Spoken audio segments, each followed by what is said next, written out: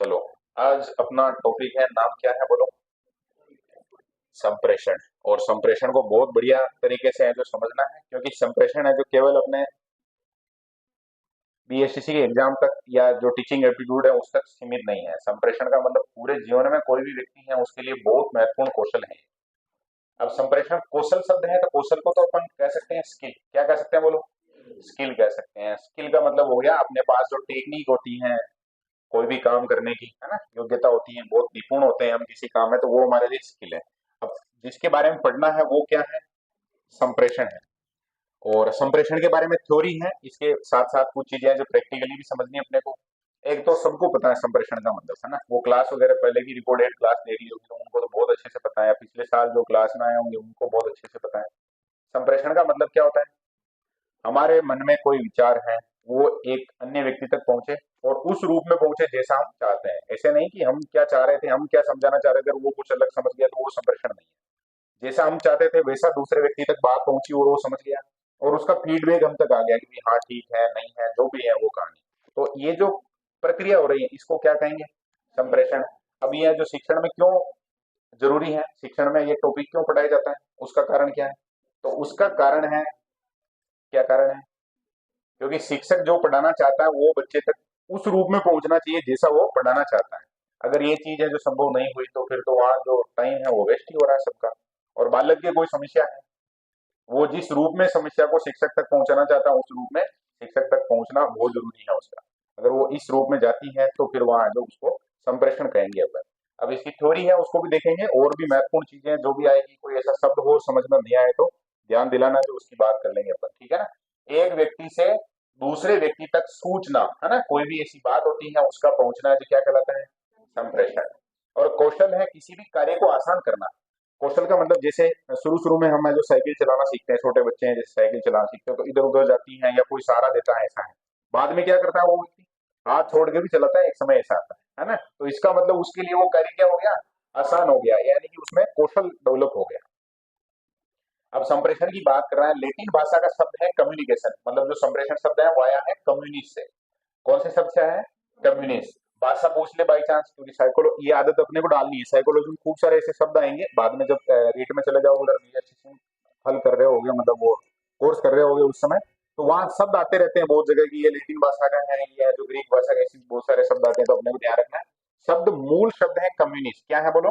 Communist. और इसका मतलब क्या होता है? हाँ, उधर कॉमन लिखना था लेकिन उन्होंने जो थोड़ा अलग ही लिख दिया, कॉमन लिख दिया, है ना। कॉमन है, क्या है? कॉमन। यानी कि मीनिंग क्या होगा इसका? सामान्य। हम कह सकते हैं संप्रेषण एक ऐसी प्रक्रिया है जिसमें व्यक्ति परस्पर समझ के माध्यम से सूचना या विचार है उसका क्या करता है?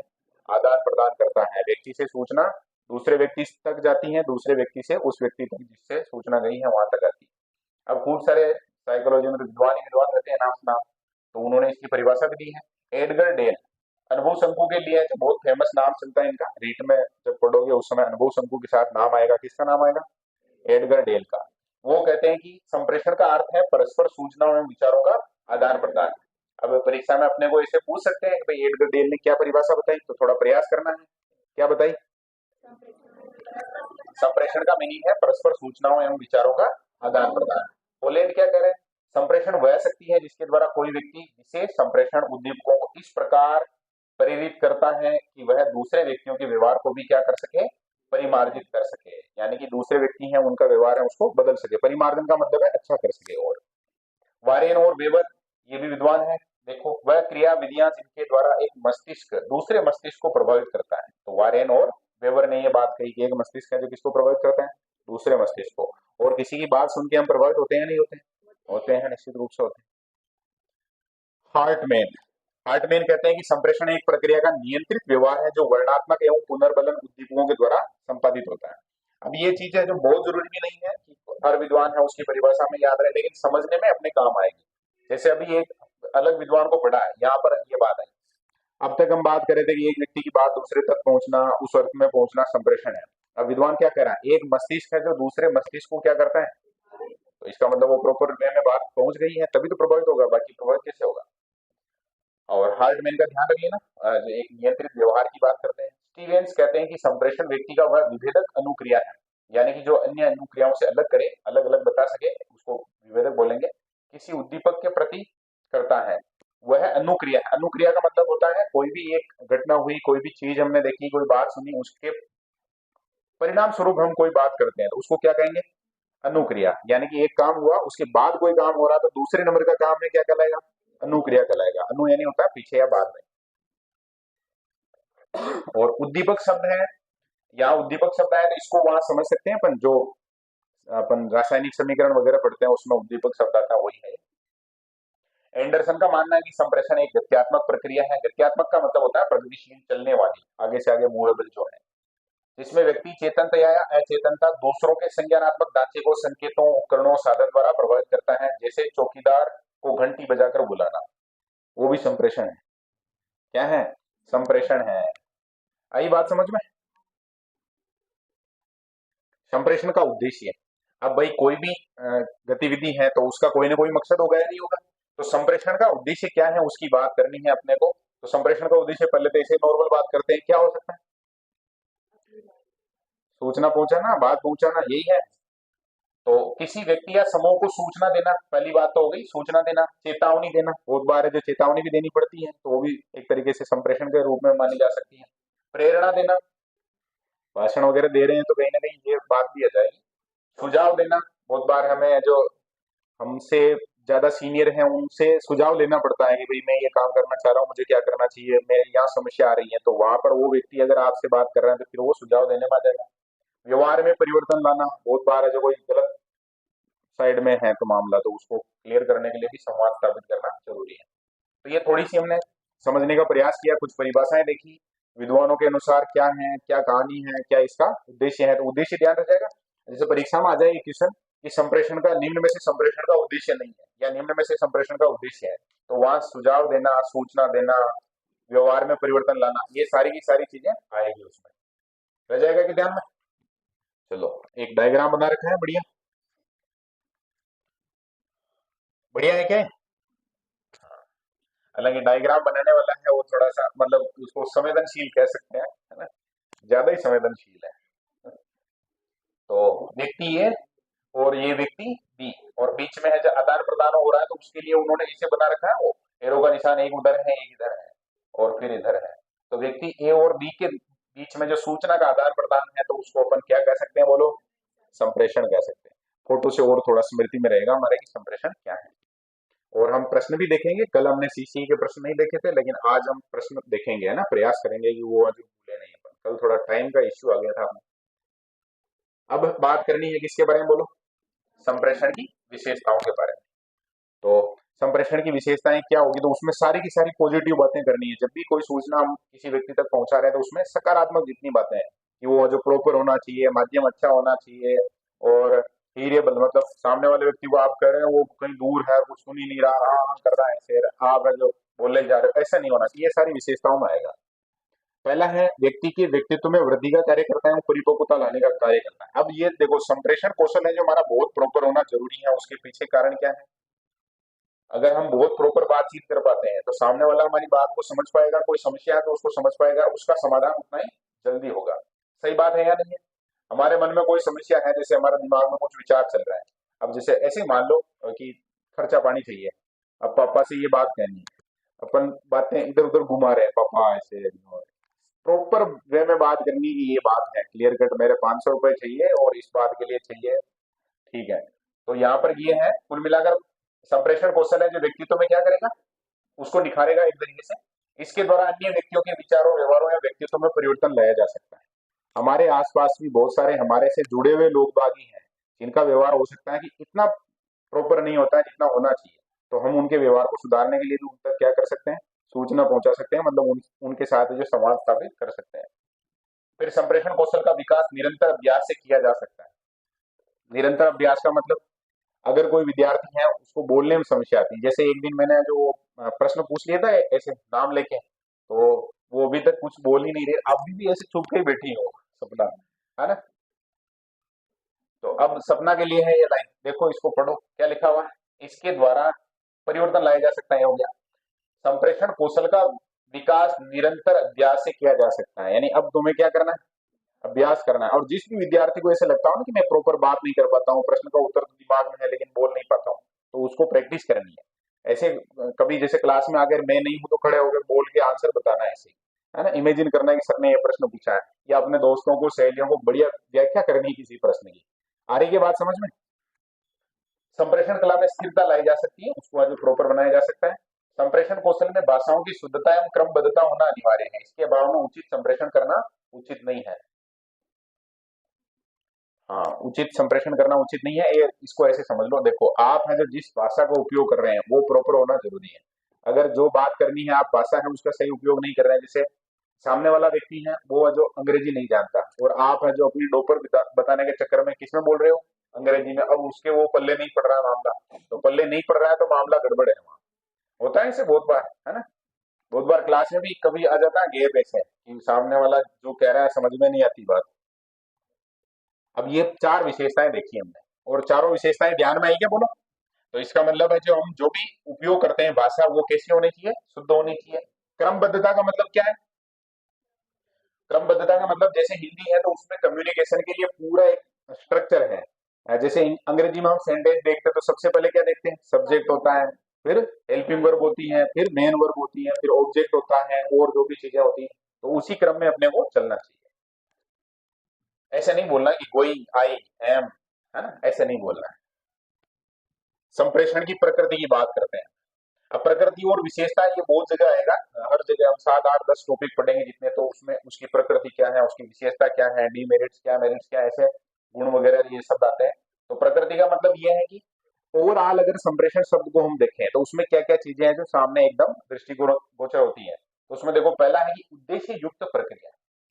संप्रेषण बिना किसी उद्देश्य के संभव नहीं है, यानी अभी मैं जैसे बोल रहा हूँ कुछ भी, तो उसके पीछे जो उद्देश्य है या नहीं है, मैं ये चाह रहा हूँ कि ये टॉपिक समझ में आ जाए, तो यानी कि संप्रेषण क्या हो गया, उद्देश्य युक्त प्रक्रिया।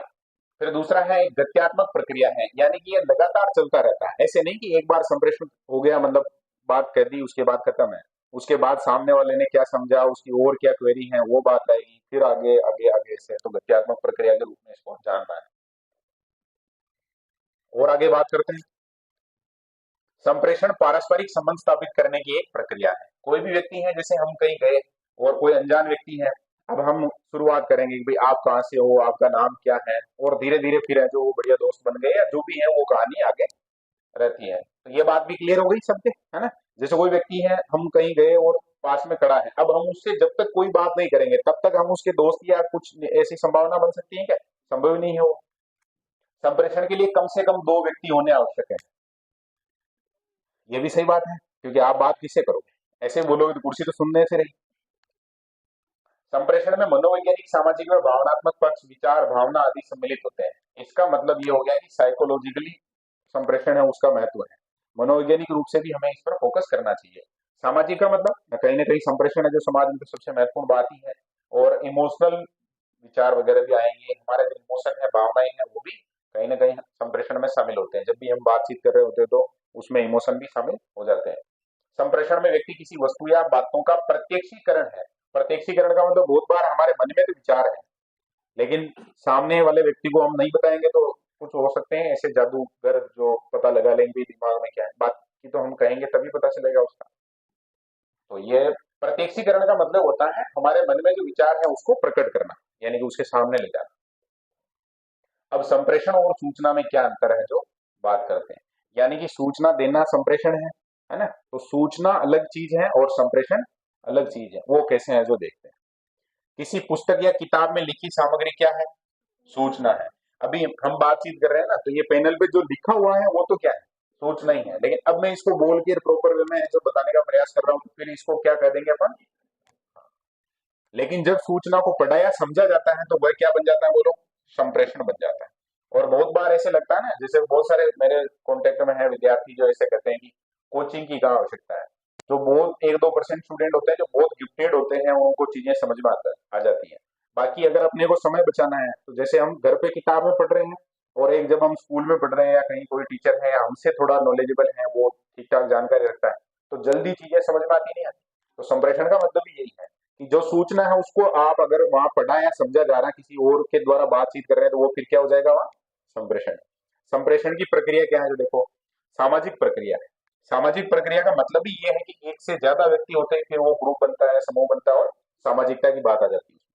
मानवीय संबंध स्थापित होते हैं, मजबूत होते हैं तथा उनका विकास होता है। बिना संप्रेषण के सामान्य जीवन की कल्पना नहीं की जा सकती। यानी कि कुछ व्यक्ति है ना, उनके बारे में तो ऐसे कहावत ही बढ़ जाती है, ये तो मतलब उसके लिए गांव में शब्द यूज करते हैं, हुमड़ियो ऐसे बोलते हैं, या ये सुमड़ी है, या ऐसे बोलते हैं, नहीं बोलते हैं? हाँ, क्योंकि वो जो प्रॉपर संवाद नहीं करता है, और फिर वो उसका जीवन है जो थोड़ा सा कैसा हो जाता है बोलो। और इसका मतलब कभी ये नहीं कि ज्यादा बोलने लग जाओ, बहुत ज्यादा बोलना भी अच्छा नहीं, लेकिन प्रॉपर संवाद जो होना जरूरी है।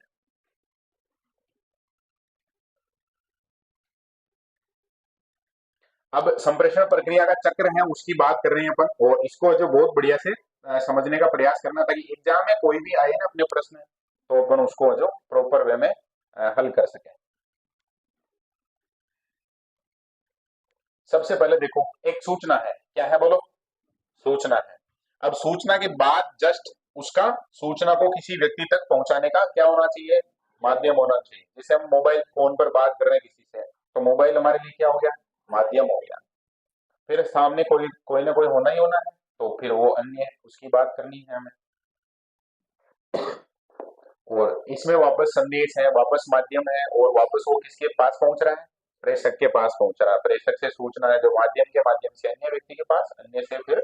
अब संप्रेषण के प्रकार की बात की है इन्होंने, तो संप्रेषण के प्रकार को अपन देखते हैं। संदेशों के प्रवाह के आधार पर। प्रवाह के आधार का मतलब क्या होगा? जैसे हम मोबाइल पर बात कर रहे हैं, किस पर बात कर रहे हैं बोलो? मोबाइल पर बात कर रहे हैं, आमने सामने बात कर रहे हैं। बहुत बार है जो टेलीविजन पर कोई न्यूज आ रही है, वहां से भी संप्रेषण तो हो ही रहा है, सूचना, वो मतलब एक तरफा सूचना कह सकते हैं अपन उसको। तो इस आधार पर इसको जो अलग अलग कर रखा है, माध्यम के आधार पर उसको बना रखा है शाब्दिक और अशाब्दिक। तो शाब्दिक में तो क्या क्या शब्द आएंगे? जैसे मौखिक है, मौखिक का मतलब जैसे मैं बोल रहा हूँ अभी, तो ये किसमें आ जाएगी? मौखिक में। और कोई सूचना है, तो बहुत बार पहले के जमाने में ऐसा होता था, जब भी मोबाइल वगैरह यूज नहीं होते थे, तो हम पत्र लिखा करते थे। आज भी संभव हो सकता है कुछ जगह, तो पत्र में लिखा है तो वो कैसा हो जाएगा? लिखित हो जाएगा। दोनों में शब्दों का उपयोग हो रहा है। अशाब्दिक भी हो सकता है संप्रेषण। कैसे हो सकता है ना? जैसे हम एक बार हमने जैसे आवाज लगाई, हेलो, वो कोई सामने जा रहा था, वो जो हमारी तरफ पलट के देखता है, तो ये तो शाब्दिक हुआ। लेकिन उसके बाद अपन कह रहे हैं, है ना? अब कोई शब्द तो है नहीं, यानी क्या है? संकेत है। तो या तो उसको हटने का कह रहे हैं, या फिर ऐसे ऐसे कर रहे हैं, तो इसका मतलब बुलाने के लिए संकेत कर रहे हैं, ये चीज जो वो समझ जाएगा। तो इसको किस में मानेंगे? सांकेतिक संप्रेषण में। और फिर वो ऐसे ऐसे कर देगा, तो इसका मतलब फिर वो भी और आगे है, जो कम्युनिकेशन प्रॉपर हो रहा है। वाणी संप्रेषण, कुछ हाँ ना में जवाब देना है, तो वो वाणी संप्रेषण में आ जाएगा। हालांकि कुछ को लगेगा कि ये जो भाषण सम्मेलन का मौखिक वाला है वो इससे अलग है क्या? तो बहुत बार केवल शॉर्ट में हाँ ना बोल रहे, तो उसको क्या बोल देंगे? वाणी संप्रेषण। मुख के इशारे करना, वो किसमें आएगा? चक्षु। बहुत बार आया जो अपने को गुस्सा आ रहा है किसी के ऊपर, तो बोल नहीं रहे हैं, लेकिन अपन ऐसे कहते हैं ना, आज्ञा का निकाल के ऐसे बोल सकते हैं, वो चीज है जो किसमें आ जाएगा बोलो? चक्षु संप्रेषण में। स्पर्श संप्रेषण भी है, शाबाशी वगैरह देते हैं, ये चीजें हैं, तो ये भी संप्रेषण ही है, एक तरीके से कह सकते हैं अपन। और ऊर्ध्वगामी संप्रेषण में हम बातचीत करते हैं, बहुत बार है जो ऐसे होता है, ये शब्द आते हैं अधोगामी, ऊर्ध्वगामी और समतल संप्रेषण। जैसे दो बराबर के लोग बाग हैं, बराबर के दोस्त हैं, वो बातचीत कर रहे हैं, तो किसमें आएगा? समतल संप्रेषण में आएगा। किसी संगठन के स्तर के विभिन्न अधिकार, एक स्तर के, एक स्तर का मतलब उनका लेवल एजुकेशन है, बराबर है, तो फिर वो क्या कहलाएगा? समतल। अब बहुत बार होता है कि उच्च अधिकारी हैं, वो जो अपने से निम्न अधिकारियों को निर्देश देंगे, और निम्न जो अफसर वगैरह कर्मचारी हैं, उनके कोई समस्या आ रही है, वो उच्च अधिकारियों को कहेंगे, उसको क्या कहेंगे, ये अपने को याद रखना है। देखो, अगर अधीनस्थ अधिकारी हैं, यानी कि निम्न स्तर के अधिकारी हैं, उच्च अधिकारियों को कुछ कह रहे हैं, तो वो क्या कहलाएगा? ऊर्ध्वगामी। ऊर्ध्वगामी का मतलब ऐसा, है ना, नीचे से ऊपर की तरफ। यानी कि जैसे अपने स्कूल में ही मान लो, जैसे प्रिंसिपल है, उनको जो चपड़ासी कुछ बातचीत बता रहा है ऐसे, तो उसको क्या कहेंगे? ऊर्ध्वगामी संप्रेषण कहेंगे। आ गई क्या बात समझ में? और प्रिंसिपल साहब उसको कह रहे हैं कि पानी लेके ला, ऐसा कुछ बातचीत है, तो उसको क्या कहेंगे? अधोगामी। उच्च अधिकारियों द्वारा निम्न स्तरीय अधिकारियों को सूचना देना क्या कहलाएगा? अधोगामी। और ये सब ज्ञान होने चाहिए अपने को।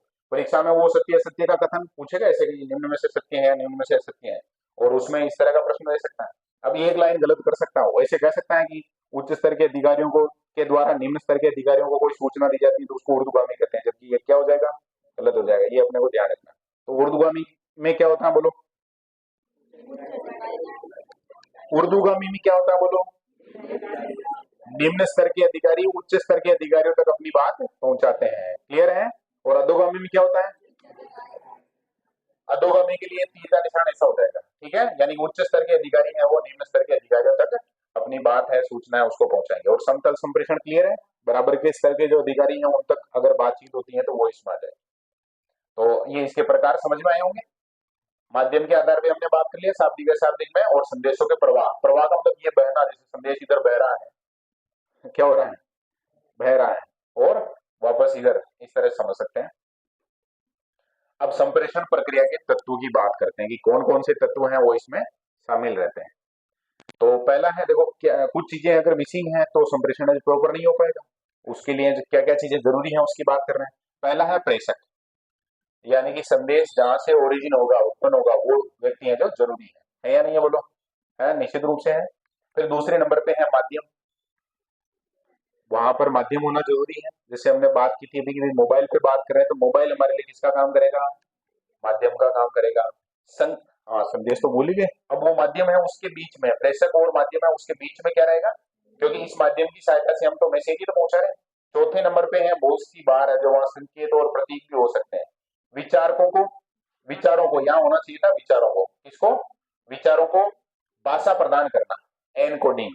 एनकोडिंग डिकोडिंग दो शब्द होते हैं, बहुत बार है जो हमारे मन में जो विचार है उनको हम बोल रहे हैं, तो फिर भाषा प्रदान करने के रूप में उसको जाना जा सकता है। संदेश को पढ़ना या अर्थ निकालना, उसको बोलेंगे डिकोडिंग। क्या बोलेंगे, डिकोडिंग।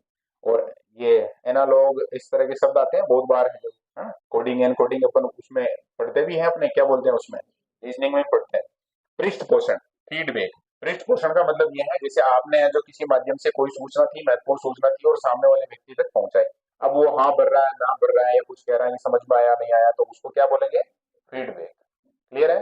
ग्राही, रिसीवर, वही व्यक्ति जो फीडबैक देगा, सामने वाला वही। और संप्रेषण संदर्भ, किस संदर्भ में क्या बात थी उसको अपन क्या कह सकते हैं, संप्रेषण संदर्भ। कुल मिलाकर संप्रेषण जो एक शब्द है, कम्युनिकेशन, जब भी हम किसी के साथ कम्युनिकेशन करते हैं तो उसमें ये चीजें हो सकती है। कौन कौन हो सकते हैं, पहले नंबर पे कौन है, प्रेषक का मतलब जिसके माध्यम से सूचना जो अन्य व्यक्ति तक जाएगी वो। दूसरे नंबर पे क्या हो गया, अब संदेश ही नहीं है तो फिर तो मतलब नहीं है। और फिर क्या होना चाहिए, माध्यम होना चाहिए। अब उस जब हम बातचीत कर रहे हैं तो उस समय और बहुत सारी चीजें हो सकती है, तो उनमें और क्या है, संकेत हो सकते हैं, है ना। संकेत के बाद और क्या चीजें हैं, विचारों का क्या प्रदान, मतलब उसको और क्या बोलते हैं, एनकोडिंग। क्या बोलते हैं, एनकोडिंग। उसके बाद सामने वाले व्यक्ति के पास वो गई तो उसको वो क्या करेगा, डिकोड करेगा, तो उसको क्या बोलेंगे हिंदी में, पढ़ना समझना, जो भी है ना। और क्या चीजें हो सकती है, पृष्ठपोषण, या उसको अंग्रेजी में कहेंगे तो फीडबैक कहेंगे। उसके बाद क्या होगा, जो सामने वाला व्यक्ति है उसको क्या कहेंगे, ग्राही, या अंग्रेजी में कहेंगे रिसीवर, ठीक है, जो हमारी सूचना को प्राप्त कर रहा है। और एक चीज और छूट गई, संदर्भ, कौन सी बात है, कौन सी सूचना है, वो किस संदर्भ में है ये। तो ये सारे के सारे क्या कहलाएंगे, संप्रेषण प्रक्रिया के तत्व। अब संप्रेषण में है जो बहुत सारी बाधाएं भी आ सकती है। हम जब बातचीत करते हैं, किसी भी प्रकार की सूचना है उसको पहुंचाते हैं, तो बाधा आ सकती है, नहीं आ सकती, आ सकती है, निश्चित रूप से आ सकती है। तो भौतिक बाधाएं, भौतिक बाधाएं का मतलब जैसे बाहर डीजे चलने लग जाए, तो डीजे चलने लग जाए, जो मैं जो बोल रहा हूँ प्रॉपर सुन पाओगे क्या, नहीं नहीं सुन पाओगे, तो एक तरीके से वो भौतिक बाधा है, यानी कि शोर। हमारे इन्वायरमेंट में कोई किस प्रकार की हो सकता है बाधा हो, तो वो भी भौतिक मान जाएगी, है ना।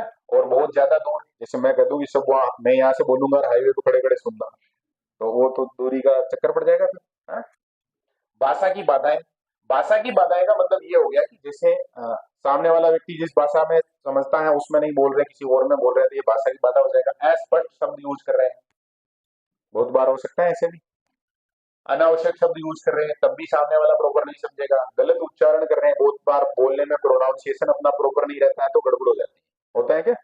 और हिंदी में एक टॉपिक है युग्म शब्द वाला, है क्या, उसमें केवल एक मात्रा, एक बिंदी का भी कितना फर्क पड़ जाता है, मीनिंग की बहुत दुनियादारी अलग हो जाती है उसकी। फिर अस्पष्ट संकेत है, आप है तो जैसे किसी व्यक्ति को बुलाना इधर और आप करोगे ऐसे ऐसे, तो अस्पष्ट हो गया, ये वो क्लियर नहीं कर पाएगा क्या है। और कभी ऐसे ऐसे कर रहे हो, और ऐसे ऐसे ऐसे, बहुत बार होता है ना, कोई हाँ हाँ बढ़ते बढ़ते ऐसे करने लग जाता है, तो अस्पष्ट हो गया हो। तो ये भी है जो बाधा ही है एक तरीके से। मनोवैज्ञानिक बाधाएं भी बहुत बार है, जो मनोवैज्ञानिक शब्द आए ना तो उसको समझना है। जैसे हम किसी चीज में रुचि लेते हैं या नहीं लेते हैं, तो वो मनोवैज्ञानिक में आएगा, किसमें आएगा, मनोवैज्ञानिक कारक में आता है। तो अगर अरुचि है, अरुचि का मतलब जैसे कोई हमसे कुछ कहना चाह रहा है लेकिन हमारा इंटरेस्ट नहीं है, तो हम प्रॉपर वे में उसको जो समझ नहीं पाएंगे। क्लास में भी कुछ विद्यार्थी ऐसे होते हैं, हर क्लास में होते हैं, यह जो सदा सत्य वाक्य है, उनका जो मन नहीं लग रहा होता है पढ़ने में, तो बस ऐसे ही चल रहा होता है। तो अरुचि के कारण फिर प्रॉपर जो चाहते हैं वो संभव नहीं होती चीजें। ध्यान न देना, अवधान की कमी होती है, बहुत विद्यार्थियों में समस्या रहती है। गलत प्रत्यक्षीकरण, कहा क्या गया है, समझ क्या लिया गया है, इसको क्या कहेंगे, गलत प्रत्यक्षीकरण। और पूर्व कार्य, ये थोड़ा अजीब लग रहा है सब, पूर्व कार्य, हम जो कुछ और करने लगे, सूचना जो पूरी मिली नहीं है उससे पहले ही कार्यक्रम, तो फिर वो गड़बड़ हो सकता है। तो ये सारी की सारी चीजें जो क्या है, संप्रेषण में बाधाएं हैं। और बाधाएं हो सकती नहीं हो सकती, हो ही सकती है, ये चीज तो अपन समझ सकते हैं। प्रेषक व ग्राही संबंधी बाधाएं, कुछ जगह ऐसे हो सकता है प्रेषक व ग्राही संबंधी बाधाएं। कुछ जगह ऐसे यूट्यूब वगैरह में या कहीं ऐसे वो देखे होंगे आजकल वीडियो वगैरह बना देते हैं, जैसे कोई जानवर से बात कर रहा है ना, तो वो प्रॉपर एडजस्ट चीजें होगी नहीं। या बहुत बार है जब हम जो बात करें उस सामने वाला व्यक्ति है जो उस स्तर का नहीं है, तो योग्यताहीनता हो सकता है, गुणवत्ता नहीं होना, ये चीजें भी जो प्रेषक और ग्राही संबंधी बाधाओं में आ जाएगी, है ना। यानी कि जो ग्राही है या जो प्रेषक है वो योग्य नहीं है, उस लेवल पर नहीं है, या उनमें जो क्वालिटी नहीं है, तो फिर वहां गड़बड़ हो सकती है। तो ये तो बहुत छोटा सा टॉपिक था क्या, और बहुत प्रॉपर समझ में आया क्या, आ जाएगा। कुछ इसमें फैक्ट भी याद रखने, अपने को क्या याद रखने बोलो, फैक्ट याद रखने हैं। तो फैक्ट याद रखने इसका मतलब यह है कि थोड़ा अपन एक दो बार इसको रिवीजन कर लेंगे तो बढ़िया रहेगा। और हाथ तो हाथ ही काम करना है। अब कुछ को लग रहा होगा कि प्रश्न है जो केवल राजस्थान जीके के है, मजा आ रहा है। अब बहुत जल्दी है जो रोजाना के इसके क्वेश्चन भी आने लग जाएंगे, जैसे सिलेबस होगा कंप्लीट उसके बाद। और हिंदी का भी करेंगे शुरू टेस्ट। हाँ, जिनके अर्धवार्षिक परीक्षा है उनके थोड़ा टेंशन है इसमें, बाकी हिंदी का भी शुरू किया जा सकता है। तो मुझे लग रहा है कि अर्धवार्षिक निकलने तो इसके बाद फिर प्रॉपर डेली का हिंदी का भी रखेंगे, है ना। सूक्ष्म शिक्षण के लिए क्लोज सर्किट टेलीविजन का प्रयोग उपयोगी है। अब ये चीज है ना, हम क्या पढ़ रहे थे क्या आ गया, ऐसा है क्या। हाँ, ये क्लोज सर्किट लिखा हुआ नहीं है टेलीविजन, इसको अपन सीसीटीवी बोलते हैं क्या। सीसीटीवी का फुल फॉर्म होता है क्लोज सर्किट टेलीविजन। याद हो गया, एक बढ़िया नई जानकारी आई अपने। क्लोज सर्किट का मतलब इसको जो शुरू में जब इजाद किया गया था, क्लोज सर्किट टीवी बनाया गया था ना, तो उसके पीछे या एक तो सबसे पहले इसी की बात करते हैं। टेलीविजन है ना, टेलीविजन, इसका आविष्कार पढ़ाने के लिए हुआ था देखो। बाद में हमने इसका उपयोग किसके लिए कर लिया, आनंद मनोरंजन के लिए, है ना। बाकी टीवी सबसे पहले मतलब कोई एक एक यूनिवर्सिटी थी, और उसके जो प्रोफेसर वगैरह थे उनको ऐसे लगता था कि यार विद्यार्थियों को जैसे ये कोई बहुत बढ़िया टीचर है और वो सबको नहीं पढ़ा सकता, तो अपन कुछ ऐसा करें कि एक इलेक्ट्रिक माध्यम से सारे विद्यार्थियों तक वो सूचना पहुंच जाए, और उसके लिए टीवी का आविष्कार कर लिया था उसने। लेकिन बाद में इसका उपयोग गलत हो गया। ऐसे कैसे ही, ऐसे जैसे मैं है जो यहाँ इस क्लास में पढ़ा रहा हूँ, अब हालांकि आजकल टेक्नोलॉजी को और खूब हो गई, आजकल तो बहुत अलग लेवल पे है, लेकिन शुरुआती दौर में जैसे ये क्लास है और विद्यार्थी है जो इसमें 100 विद्यार्थी बैठ सकते हैं। अब पास में 100 विद्यार्थी और है जिनको पढ़ना है, तो वो पास वाली क्लास में बैठ जाएंगे, यहाँ लगा दिया जाएगा सीसीटीवी, और वो उधर शो करेगा स्क्रीन के ऊपर। तो इसका मतलब ये बात समझ में आएगी, सीसीटीवी या क्लोज सर्किट टीवी है वो संप्रेषण का माध्यम हो सकती है वहाँ। इसीलिए इसको संप्रेषण वाले टॉपिक में पूछा गया है। सूक्ष्म शिक्षण, अब सूक्ष्म शिक्षण का मतलब क्या है, माइक्रो टीचिंग। अब माइक्रो टीचिंग में इसका उपयोग कैसे है जो बात करते हैं। माइक्रो टीचिंग एक कॉन्सेप्ट है जो जब आप शिक्षक बनने की ट्रेनिंग ले रहे होते हैं, जब एसएससी करने जाओगे तो कॉलेज वाले हैं जो सूक्ष्म शिक्षण करवाएंगे, माइक्रो टीचिंग बोलते हैं उसको। अब उसमें होता क्या है, जैसे मान लो यहाँ पर अपने 100 विद्यार्थी हैं, अब उनमें से एक विद्यार्थी को बुलाया आगे, है ना, और उसको कहा कि भाई आप ये टॉपिक पढ़ाओगे, कौन सा टॉपिक पढ़ाओगे, ये टॉपिक, जो भी एक टॉपिक दे दिया उसको, है ना। तो इसके बारे में आप प्रस्ताव ना प्रश्न पूछो, देखे 5 प्रश्न पूछ के बताओ मैं। तो वो विद्यार्थी आएगा और टॉपिक का जो भी हेडिंग है वो लिखा आगे और बातचीत करना शुरू करेगा। बातचीत में वो प्रश्न पूछेगा ऐसे। तो उस समय जब जैसे मान लो कि मैं एक स्टूडेंट हूँ और मुझे पढ़ाने वाले या ट्रेनिंग देने वाले हैं वो क्लास में ही है, सामने है, तो बहुत बार उनके कारण मेरे मन में झिझक आ सकती है। तो उस समय क्या करते हैं, सीसीटीवी लगा देते हैं, क्लास को फ्री छोड़ देते हैं, उनको बोल देते हैं कि आप आज आराम से इनको पढ़ाओ। और वो पास वाले कमरे में, सीसीटीवी में से होता है ना कि अपन मोबाइल पे या अलग जगह दूसरे लैपटॉप वगैरह पे मॉनिटर पे अपन देख सकते हैं, उसको डेस्कटॉप पे देख सकते हैं। तो वहां उसको हाव भाव वगैरह है, कैसे बोल रहा है, टोनिंग सही है या नहीं है, प्रॉपर है जो कम्युनिकेट कर पा रहा नहीं कर पा रहा, ये चीज चेक कर लेते हैं। आई क्या बात समझ में। तो इस तरह से इसको संप्रेषण में अपन है जो यूज करते हैं। और इसमें आंसर क्या दे रखा है इसका, अपने इसमें है ना आंसर, तो डी वाला दे रखा है, है ना। मतलब 3 नंबर किसमें दे रखे हैं जो देखना, वैसे तो है सारे सही रहते हैं 19-20। यहाँ है फीडबैक, इसकी बात कर रहा है ये, फीडबैक की, ठीक है ना। आई क्या बात समझ में।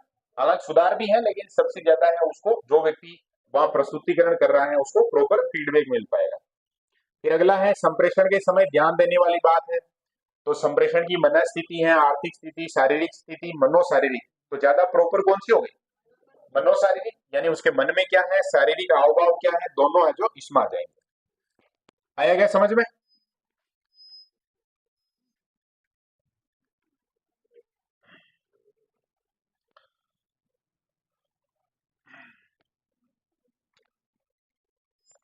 कक्षा संप्रेषण सामाजिक संप्रेषण से पृथक है, लिखा हुआ क्या ऐसा, कैसे है उसको पूछा है इसने, तो बात करते हैं अपन। कक्षा संप्रेषण सामाजिक संप्रेषण का व्युत्क्रमानुपाती है, उल्टा है। व्युत्क्रमानुपाती का मतलब उल्टा बताना चाह रहा है। फिर कह रहा कक्षा संप्रेषण निश्चित उद्देश्य की ओर ले जाता है। कक्षा संप्रेषण औपचारिक व प्रत्यक्ष है, जबकि सामाजिक संप्रेषण अनौपचारिक व अप्रत्यक्ष है। कक्षा संप्रेषण अध्यापक व निश्चित छात्रों के मध्य होता है, जबकि सामाजिक संप्रेषण में एक व्यक्ति या व्यक्तियों का समूह हो सकता है। तो किसको सबसे प्रॉपर माना है इसमें, है दूसरे को। और कारण क्या है उसका, देखो देखें, देखो पहले तो ये समझना, जब भी कोई प्रश्न आए नहीं साहब तो प्रयास करना कि जो उसमें पूछा गया उसका मीनिंग क्या है। कक्षा संप्रेषण तो ये पूरा सिस्टम अपना अभी जब बातचीत कर रहे हैं अपन, तो ये क्या है, कक्षा संप्रेषण है। और सामाजिक संप्रेषण किसे कहेंगे, समाज में कोई भी व्यक्ति किसी अन्य व्यक्ति तक सूचना पहुंचा रहा, बातचीत कर रहा, तो वो क्या कहलाएगा, सामाजिक संप्रेषण कहलाएगा। क्लियर है ना ये बात। तो अब दोनों में अंतर है जो बता रहा है ये क्या, कक्षा संप्रेषण है वो निश्चित उद्देश्य को ओर ले जाता है। आज अभी हम बात कर रहे हैं उसके पीछे एकदम फिक्स क्लियर कट उद्देश्य है अपना, है या नहीं है बोलो, कि अपने को तैयारी करनी है प्रॉपर और एग्जाम में अपने क्वेश्चन है जो इस टॉपिक से है वो सही होने चाहिए, होता नहीं होता है। और जब भी हम समाज में, जैसे सामाजिक संप्रेषण का मतलब क्या है, देखो जैसे कोई व्यक्ति है, बुजुर्ग व्यक्ति है, सामान्य व्यक्ति है, वो आ रहा है सामने से, इधर से कोई एक व्यक्ति जा रहा है, वो जैसे मिले उन्होंने राम राम किया, बोलते हैं इसे आपस में अभिवादन किया, मतलब कि राम राम, उन्होंने भी कहा राम राम कैसे हो, क्या है, क्या हाल चाल, क्या काम कर रहे हो ये, और दोनों है जो अपने रास्ते निकल गए। तो यहाँ पर निश्चित उद्देश्य था क्या, नहीं था। कक्षा में ऐसे नहीं है, मैं आके कहूंगी राम राम और बस चलो घर चलो, ऐसे नहीं है ना। हाँ राम राम तो कर सकते हैं वो ठीक है, लेकिन उसके बाद कहीं ना कहीं हमारा जो कम्युनिकेशन है वो प्रॉपर किसी न किसी उद्देश्य को ध्यान में रख के किया जाता है, होता है क्या ऐसा।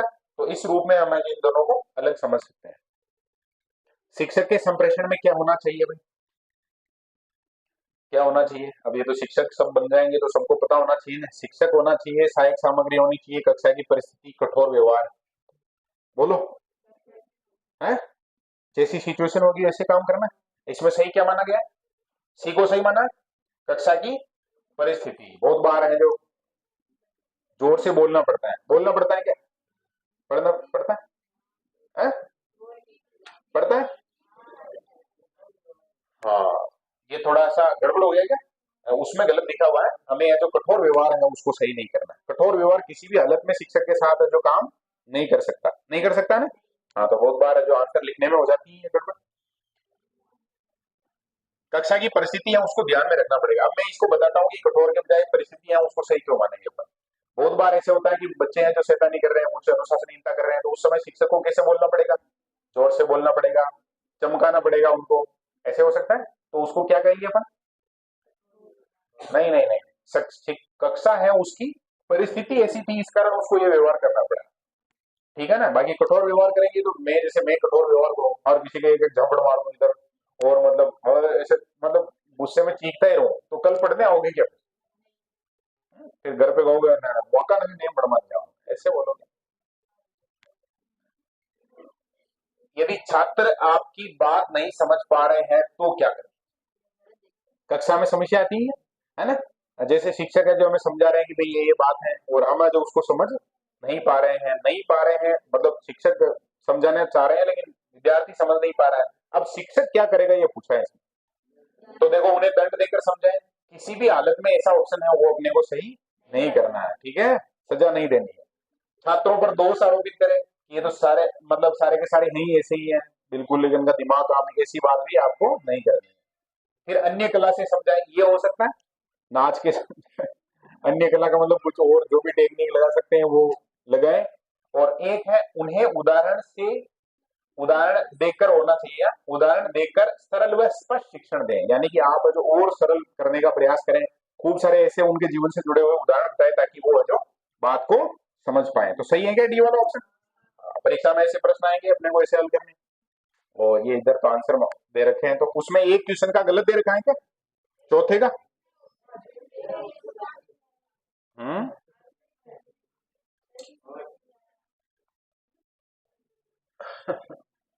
है क्या जो समझ में नहीं आ रहा? हाँ, इधर क्वेश्चन नंबर 1 2 3 4 5 6 है ना, तो क्वेश्चन तो 6 है ही नहीं, है ना? तो सर तो ये नोट्स कहाँ से लेके आ गए यार?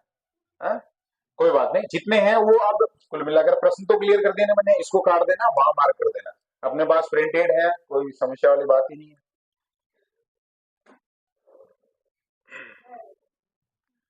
तो संप्रेषण वाला टॉपिक है जो कंप्लीट है क्या?